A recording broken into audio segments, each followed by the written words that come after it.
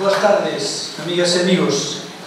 Antes de comezar, indo emocionado polas palabras de Celia, eu quero agradecer a todas as persoas que forman o equipo de Edicións Xerais a oportunidade que me ofrecen de falar hoxe aquí.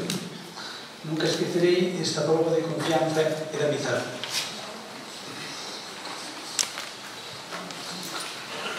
Pisei por primeira vez esta illa o 14 de setembro de 2001, 3 días despois de ver na televisión como se derrubaban as Torres Xemelgas de New York, naquele 11 de setembro que me fixo retrotraer no tempo e lembrar a mesma data, pero de 1973, e a onda de morte que se abateu sobre Chile de Allende tras o feroz golpe de Estado, unha marca indeleble para a miña xeración.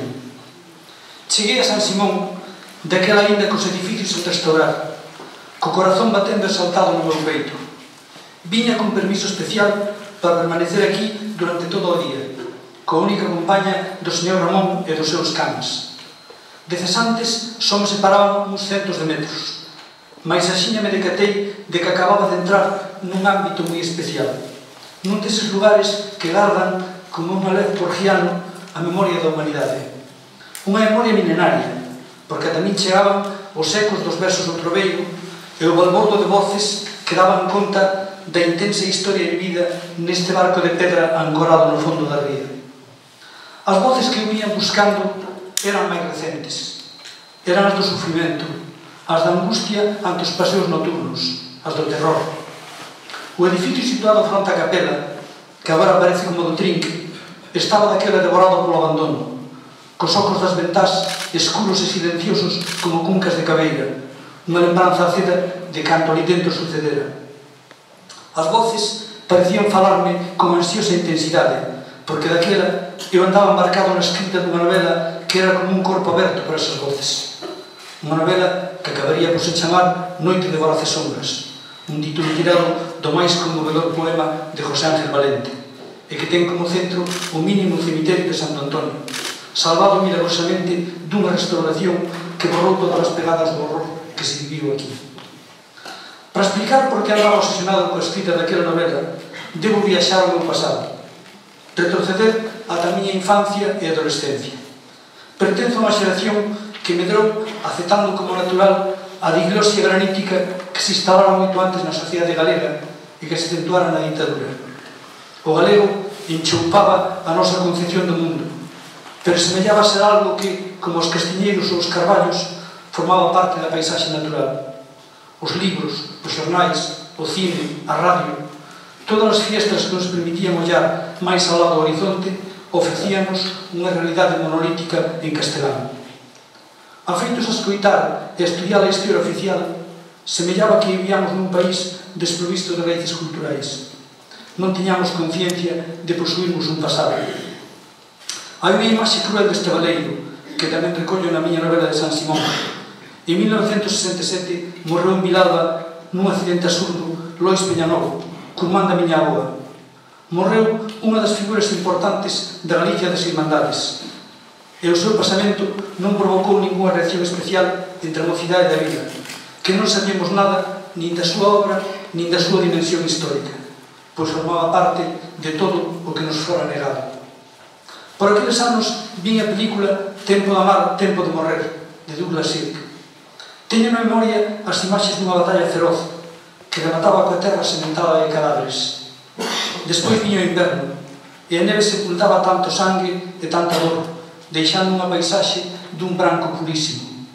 Unha paisaxe dunha beleza enganosa, porque ao chegar a primavera e con ela o desxeo, os cadáveres volvían quedar ao descoberto entre a lama e revelando todo o horror que a neve sepultara.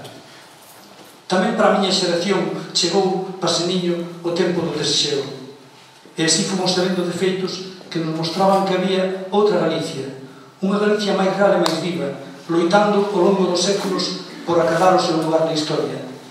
Eran o fío da Ariadna que me foi levando, como a tal, o exemplar de sempre en Galiza, con as mans amigas me fixeron chegar de xeito ao destino.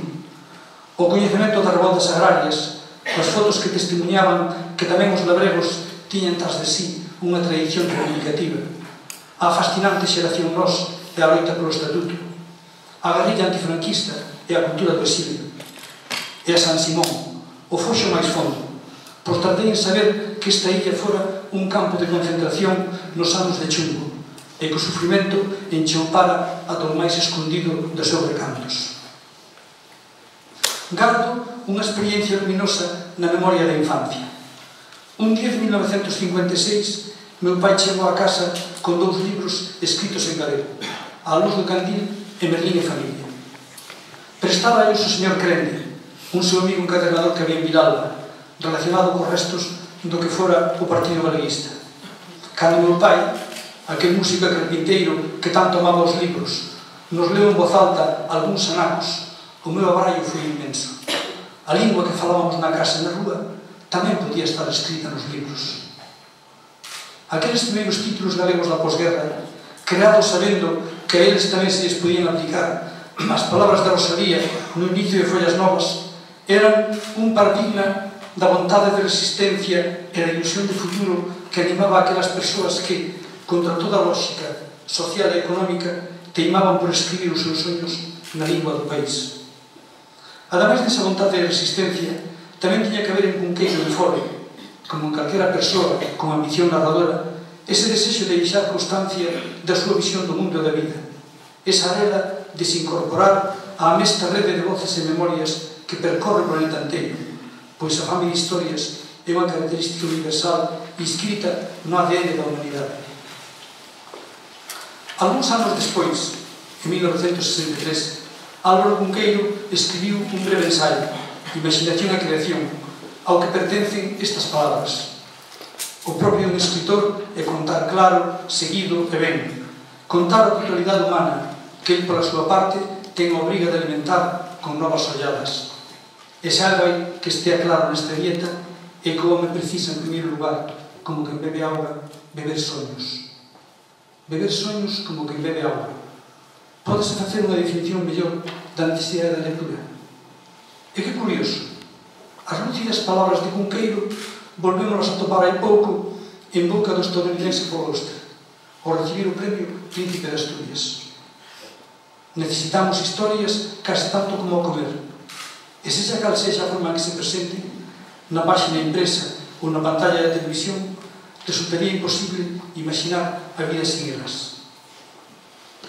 Como comer, como beber auga, velei a mellor romanza da lectura. Todas as persoas necesitamos de historias, de soños, de palabras, para entender o mundo e para entendernos, para vivir outras vidas e para rodar todo o que a existencia nos dá. Pois os libros conteñen os soños, as paixóns, os medos, as risas. Neles está a imaginación, os sentimentos e experiencias das persoas, das que viven agora en calquera lugar do mundo e das que desapareceron hai moitos anos. As historias, os libros, eis o fío verdadeiro que nos une a todas as persoas do planeta. Por iso é unha festa de reunirnos hoxe aquí. Unha festa para celebrar a nosa serie de historias e para dar a coñecer os novos libros que se virán sumar ás vizosas augas da literatura de noso e xa que logo as da literatura universal.